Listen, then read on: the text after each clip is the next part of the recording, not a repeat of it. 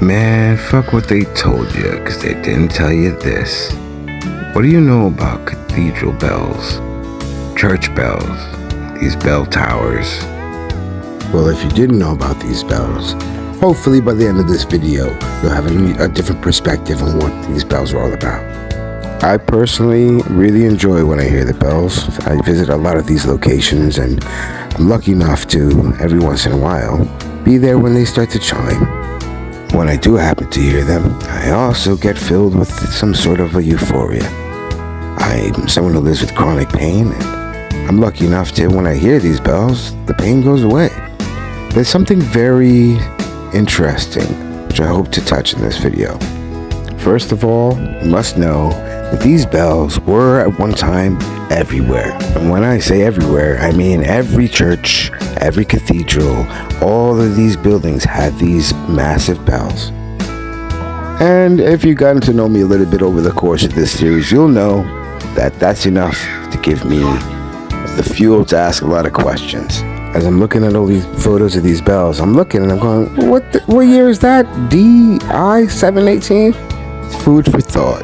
That's what it is. It's food for thought. These massive bells were in all these buildings, and they had power that we just don't really know about today.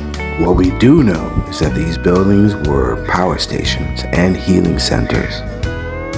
Each of these buildings was a finely tuned machine.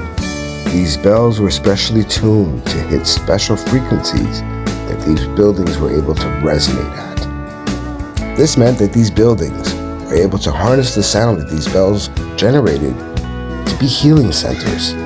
If you match the acoustics that these bells were able to generate with the cymatics woven into the tapestries of these buildings, it proves what frequencies these buildings were able to resonate at, and therefore what ailments they were able to heal. So looking at these massive bells, and you gotta ask the question, at least I do, who built them? How did they build them? How did they smelt the metal needed to build these fucking things and then tune them? How did they do that? I just can't wrap my head around it. But then came war. The Second World War, to be exact. And what happened was the Nazis decided to gather up all of these bells across Europe and melt them down for armaments, for use in the war, for the war effort. Or so that's what history wants us to believe. Many question that rhetoric when it comes to these bells, that it was just an excuse to get rid of these examples of technology that we can no longer build, no longer utilize today, that was built by an older people, an older society. I am a Tartarianist, and I firmly believe that these were parts of a machine. These buildings were an active healing center machine using these bells to heal people. It was free healthcare. They couldn't have that. Now, I look closely at all these things, right?